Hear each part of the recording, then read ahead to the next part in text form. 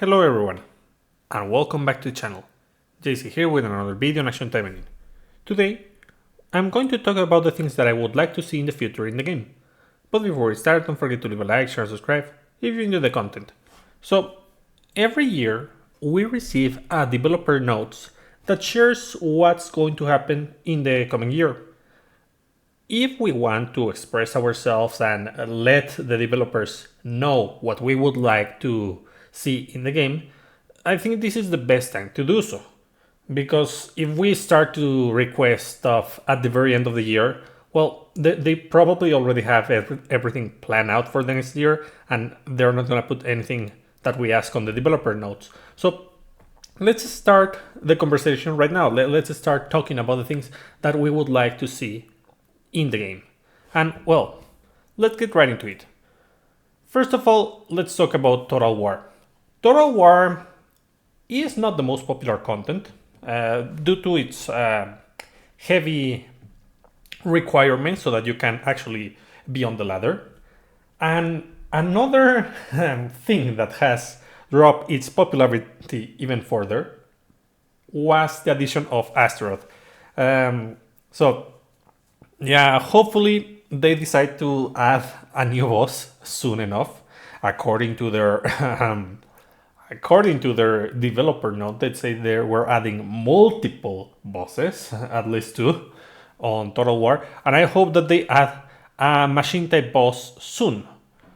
And well, another thing that I would like to see in the game is the addition of presets with formation included.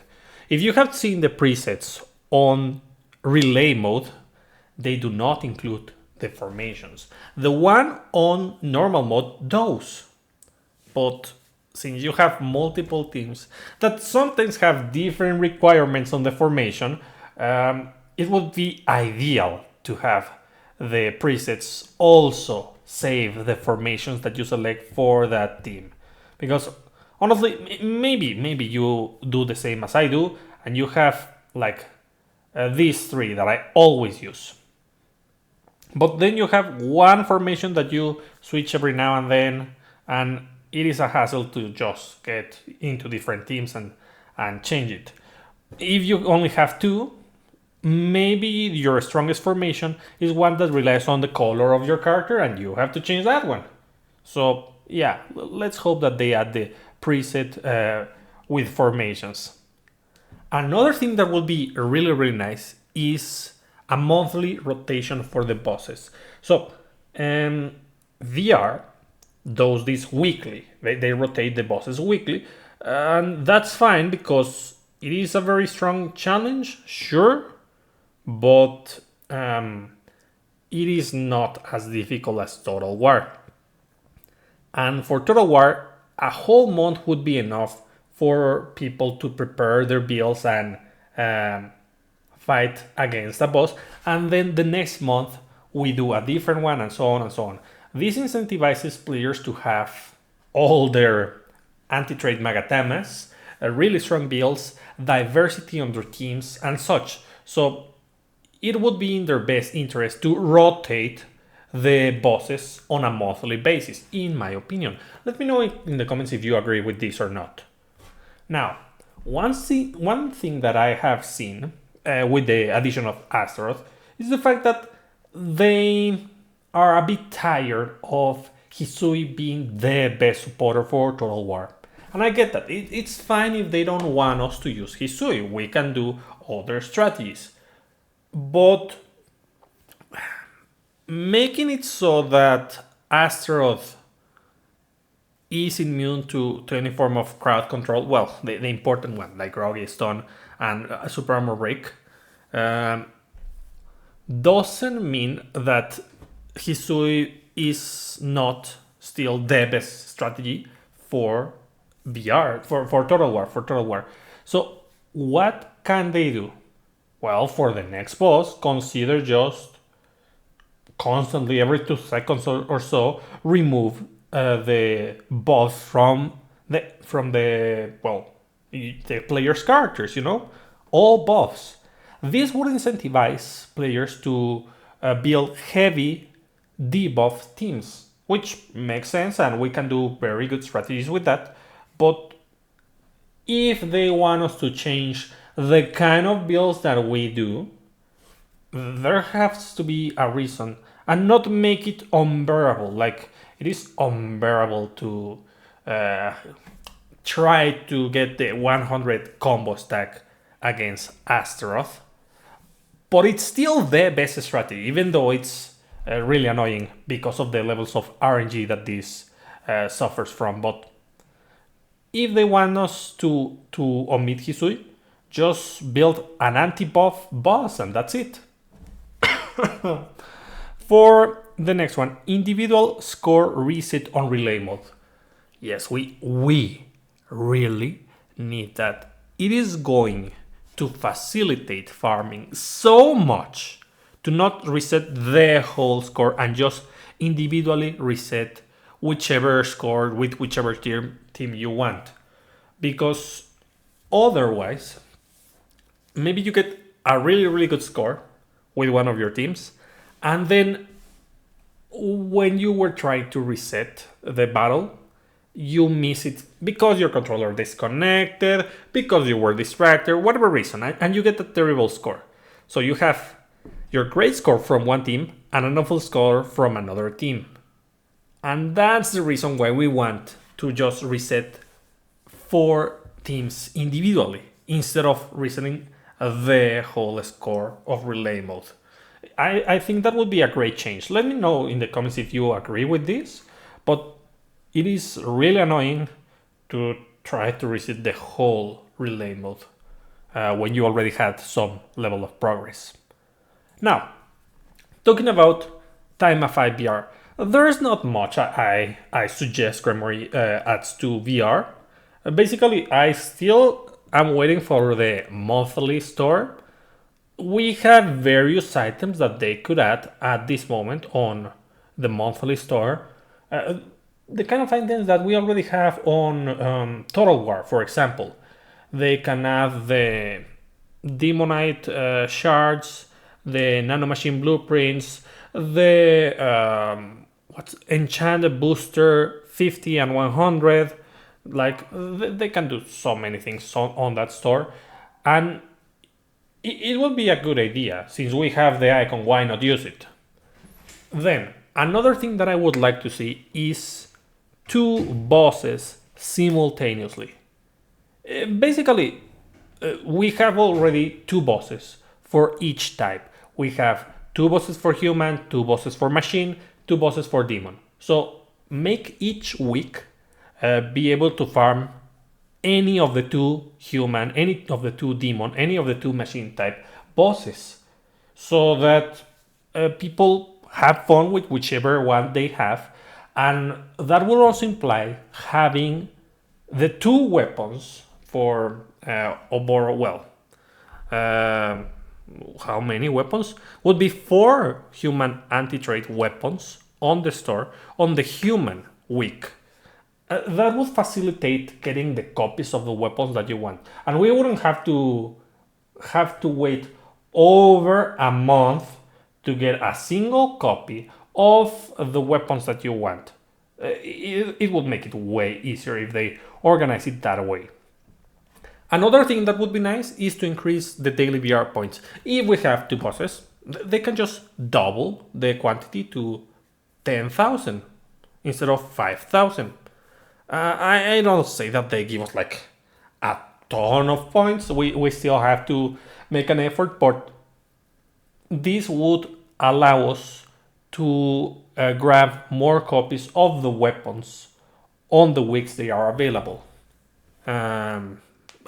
Considering not more copies of the weapons, but multiple weapons for that specific anti-trait, So, yeah, I think like many people would agree that increasing the VR points would be a good idea for Taimanin VR. Overall, that mode is fine. I don't think it needs big changes, but let me know in the comments if you have any other ideas. Then, we need stronger supporters. And I want to be clear with this. We have had a certain level of progression with supporter design, which is fine. But then we remember that some of the newest supporters are not as strong as some of the most basic, older F2P supporters, and that really bugs me. So, first thing we need more party-wide effects. We are already delving into party-wide effects. There's many good party-wide effects, but we can give more variety. Like, for example, particle charge increase for the whole party. Maybe not 100%, but 50%, 25%, whatever. Just give more diversity of party-wide effects and make them more common. It's important that the two sub-characters in a team are able to provide some level of benefit for the main attacker. And we have some limitation with the fact that many of the party-wide effects are tied to limited supporters, so it would be in everyone's best interest to make it so that party-wide effects are more common. Now, standardizing 40% to 50% effectiveness on supporters. Why do I say this? So, a long time ago, we had Stella. Stella was one of the best supporters that we received. It was basically Homuran, but without the demerit. And she gives 30% damage increase against all enemies. Super, super good. And we also have another FTP supporter that is extremely good, and it's better than her. And that's Susune. And she gives 40% damage increase against enemies with debuffs. Nowadays, that's a pretty easy thing to do. It's super amazing. It is great. And we have received some other supporters that don't compare or don't give as much benefit as older supporters. For example, Arnettes, the machine type, blue supporter. We used to have Uraru. Uraru gives 36% damage increase to machine type characters. Arnettes does exactly the same, but on crit damage. Why, after so many years, we receive basically the same value, but with a condition? Because Uraru gives damage increase against all enemies, and Arnettes is just on the crits. So yeah, Uraru is better than Arnettes. That's really annoying. So just increase the numbers. Not every supporter needs to have 40 to 50% damage increase or damage reduction or whatever effect they provide. But if it's their main gimmick, I strongly suggest that they do. If it's just like an added benefit, 20% is fine or less. It doesn't. It's an added benefit, as I mentioned. Well, let's get right onto the next one. It says standardize 3 to 4 passive effects per supporter. Right now, I have 2 great effects of supporters that have 4 passive effects. About 3 on their main effect and an extra passive on the active. So it is not something that's new. It is really, really important that they start to do this, because supporters with 1 or 2 effects feel outdated, and if they don't have a significant effect, let's say that they only provide critical rate or 24% damage reduction, something like that, they feel weak. In order to make this transition a little bit more friendly for developers, they could start by having one of those effects limited to a certain group of characters. Let's say machine type characters get 20% attack. Protect type characters get additional damage on the ultimate. Whatever effects, whatever. But they can only be applied with certain characters. That doesn't matter. If it's effectively like 2 to 3 passives on the wrong characters, but we start to standardize those 3 to 4 effects. And that's what matters, because variety is kind of important for a for a good build that synergizes with all the effects they want to do and with all the things they want to do. Now, Hisui. If they want to drop Hisui from the meta, they can do as I suggested and just eliminate the buffs against a certain challenge mode. But if they think that Shisui is okay, I strongly suggest that they do Shisui lookalikes for red and blue. They don't have to have the exact same effects, but similar effects with added benefits so that they basically do the same numbers maybe. Like, let's say Shisui gives you about 200% damage increase, 100 natural and 100 crit. Let's say that you get another supporter, a red one, that gives you 160.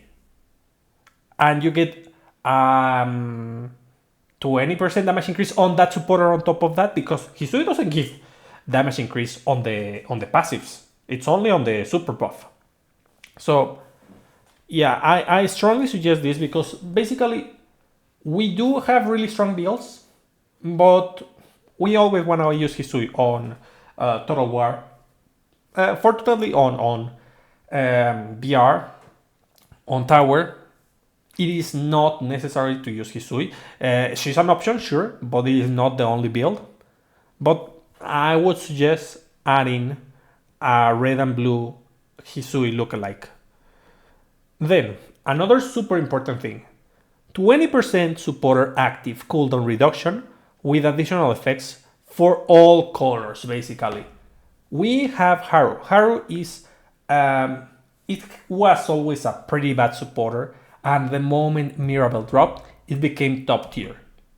And it's still pretty bad, because other than allowing you to have Mirabelle sooner, Mirabelle super buff sooner, you still don't get benefit other than that. So this would be a perfect target for one of those party-wide effects that give you some kind of benefit for the whole team. Because we usually put these cooldown supporters on a supportive unit that gives super buffs, debuffs, or whatever. So yeah, I think that would be very important. And the fact that we do have an alternative to Haru for a different color. It's Mitsuki, I think it's the name. It's one SR supporter that is color red, but still, we don't have one for green. So I strongly suggest that they give us alternatives for all colors. Combo extenders supporters with damage increase for all colors. So you want to know something funny? We usually don't use combo extenders. They are not that useful. There's very few scenarios where we actually want combo extenders. But Hisui is one of those scenarios, and it's one of the strongest supporters in the game. Hisui is green, and the combo extender supporters are blue. You heard that right. Both supporters, because we have two, are blue. I don't know what they were thinking. I mean, we can do mixed builds that use this Hisui blue combination and they can do some damage. But why do we care about the combo extension if we cannot even do a pure build with Hisui? So yeah, it would be nice to have at least a green one, at the very least, a green combo extender supporter that also provides damage increase, because it is not good enough to have the combo extension if you don't have damage. So yeah, I have a couple examples of what new supporters like this would look like. Let's just say that we receive Brunhilde for the next limited supporter. Increases speed of machine type characters by 5 to 10%. So this effect, as I mentioned, only benefits a certain amount of characters, and as it reads, it only affects the equip machine type character, which in my opinion is fine. You're trying to give more effects, but at the same time don't make them too busted. Then we have increased critical damage by 25 to 50%. Similar to Bakali Ingrid. We receive Bakali Ingrid, she's extremely strong. I mean, she's not quite the 25 to 50% per se, but effectively she is. And consider that she was F2P to some degree. And then, upon attacking enemies, reduce their critical resistance by 5 to 10%. Basically the effect of Sword Dancer Kichiasusa. So yeah, we have different effects that obviously at least some of them have some amount of synergy. The critical damage increase with the critical resistance reduction. And then we have the extra passive over here that says increase damage dealt for all machine type characters by 13% up to 26%. Of course, this supporter is thought to be the main weapon for a machine type team, and it's meant to be equipped on the main damage dealer, basically. But in case you go with the Hisui strategy with your main damage dealer, you can put it on another character which will be considered a supporter, and it gives some amount of damage for the main attacker. It gives the critical rate increase thanks to the debuff, and it also allows that character to deal decent damage with the 50% critical damage increase. Lastly, I put just an active that says slices all enemies dealing damage equal to 600 to 1200% of attack and inflict bleed for 10 seconds. Honestly, I was thinking about the Hisui effect, but you cannot equip this with Hisui, obviously. Or well, you cannot use it if you have Hisui on the main. But, I mean, nothing too busted. Bleed is not like going to make a big difference. The important thing would be, of course, the passive effects. And now, let's analyze what an F2P supporter would look like if they decide to adopt this design philosophy. So, Pony Arnetes.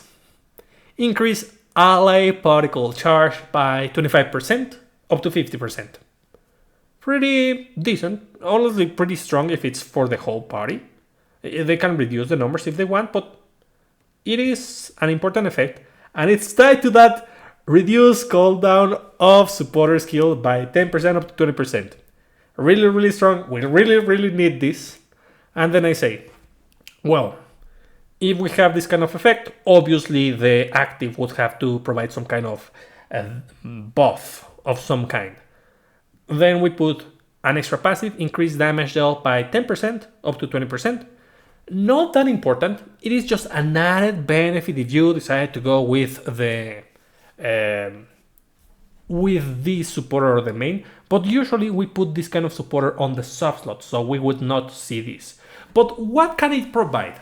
Well, it would allow you to use a particle charge team, because it says gain double hit for 15 seconds and gain super armor for 5 to 10 seconds. Double hit being a method buff that I just decided to do, and I took inspiration from Musashi. They can just do the math so that you reduce your damage dealt with your normal hits, but at the same time you're hitting twice. So basically you do a little bit more damage that you would normally do, and most importantly you're reapplying any effects like the Mochi weapon would stack super quickly, the debuff. The particle charge would be amazing because you just double hit. So, and that makes total sense with a particle charge supporter. That also has the cooldown down reduced so that you constantly are able to charge those ultimates.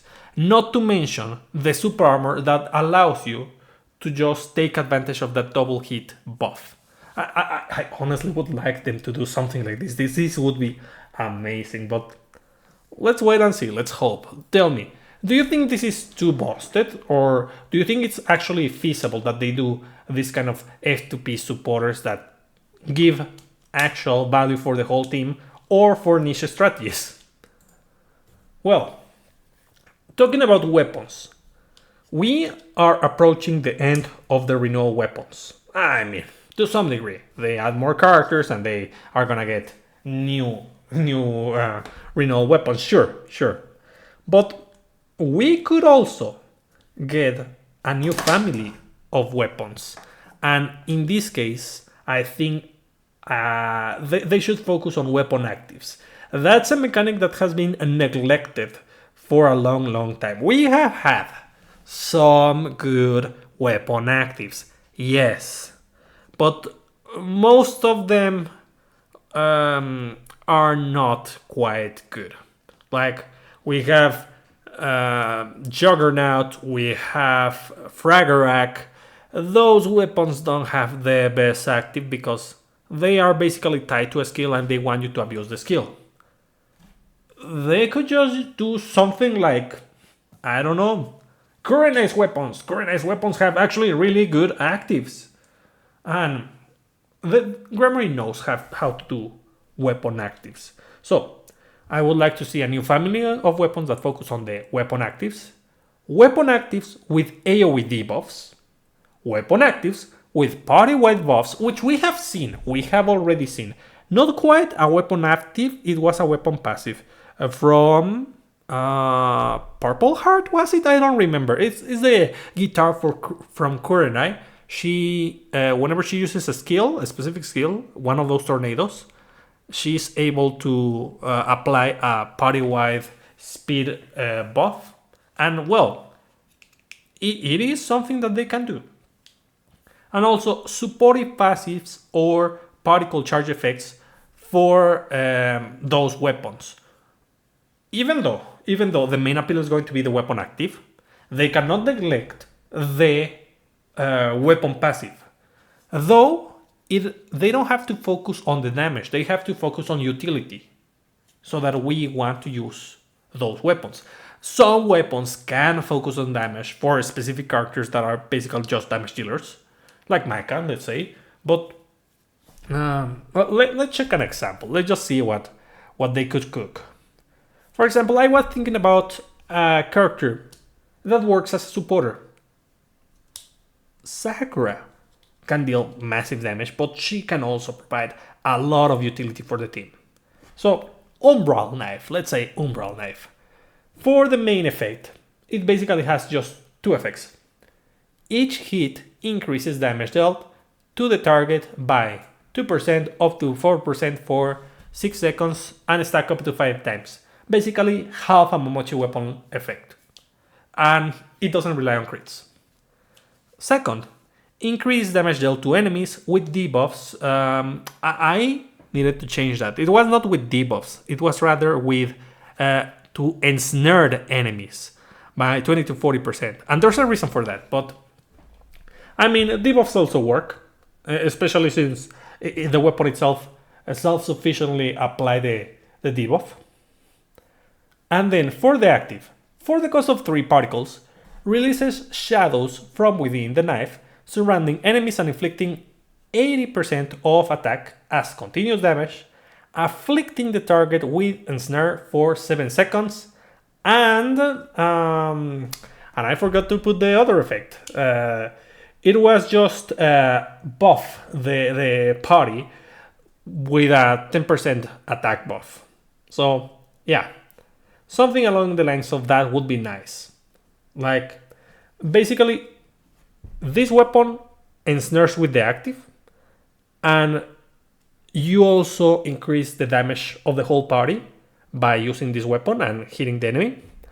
You also apply other debuffs with Sakura Shadows, and you ensnare the enemy. Ensnare is a very useful debuff, but since we have to use a skill slot that we can use on something stronger, we usually don't equip skills that have this kind of effect.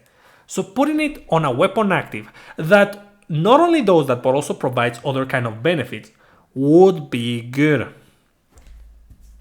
I mean, that's my opinion. And besides, I don't think the damage of this thing would be like insane. It's more a supportive weapon than a damage dealing weapon, but they know how to build damage dealing weapons, so I don't think they need an example for that.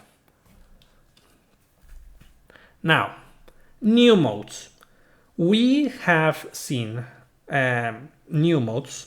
They added VR, they added Total War, they added what's the name? The newest mode, which I just forgot. Challenge Arena. Yeah, that's the name. Challenge Arena, and they are good. They appeal to different audiences, and they are fine. And I think they can do more modes to give variety. Basically, you mustn't force the players to stay in the game by putting some dumb AP and BP system. I mean, they are there and you use them for farming, sure, so that you return every day. But why should the players stay once they are done farming? Well, because we have multiple modes that you can play. They don't consume AP, and they provide a different experience each time you enter. A labyrinth mode is an excellent example. I already did a video on that. They should definitely do a labyrinth mode. Or a roguelike mode. That I think everyone would like. Challenge Arena is not quite a labyrinth or a roguelike. It's more like a puzzle. You are meant to understand how the build works and then just use that build to its maximum potential and get a good score. It is nice, it is okay, it allows players to see different builds, strive for different weapons and supporters, different characters, but in the end, there's not much flexibility and there's not that much reason to continue playing once they get the rewards. So consider this, Gremory. It is not a bad idea. Give us a way to keep playing the game. The more we are in the game, the more likely people are going to spend on the game.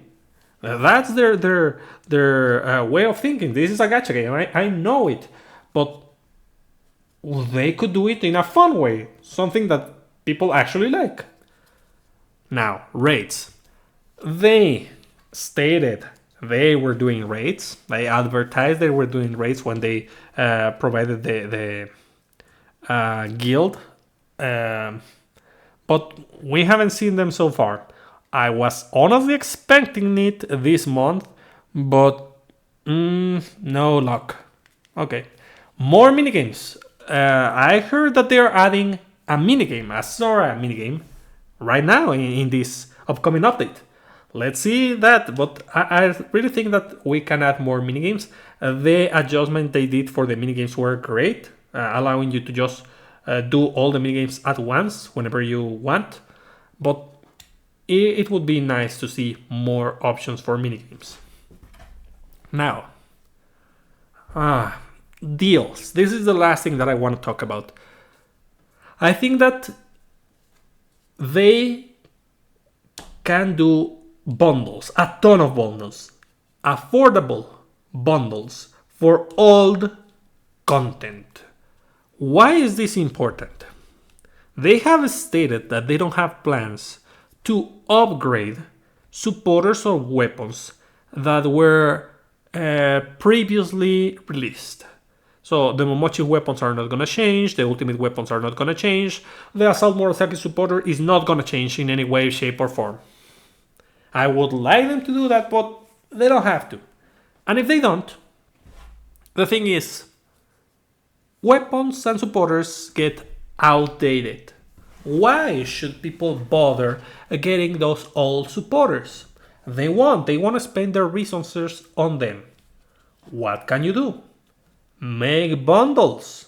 Make bundles that are really, really affordable since you are not interested in selling those. And they are not going to sell well if you put a banner because they are kind of old. They do not compare with the newest supporters.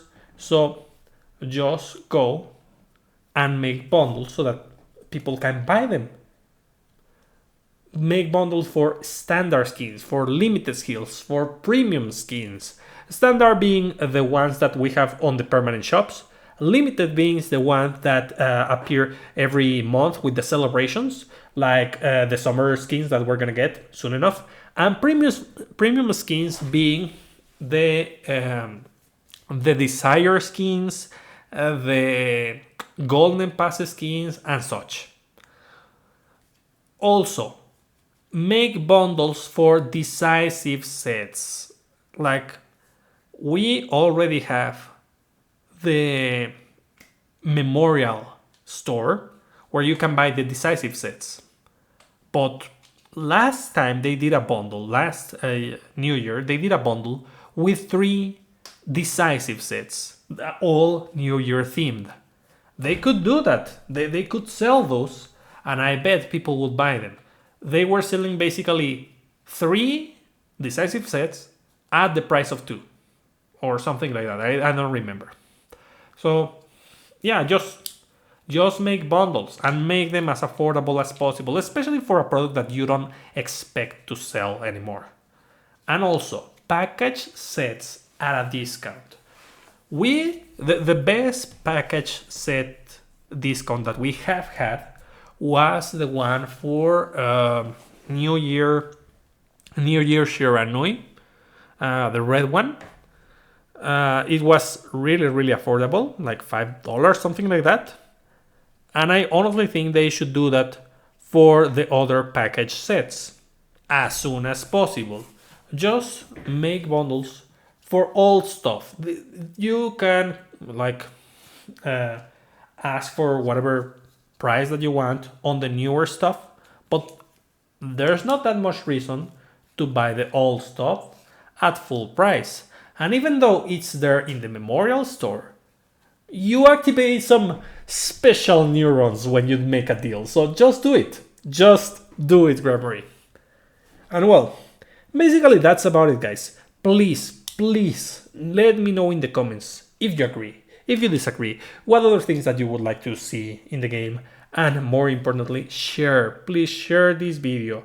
Let the conversation spread. Let people talk about this so that Gremory knows what we want. They have heard our requests before, and they have also heard our request on Taimanin Squad. So please lead the discussion. Let it go wild and ask for things for the next year. Anyways, that's about it for today. I hope you find this entertaining, and I'll be seeing you next time. Bye.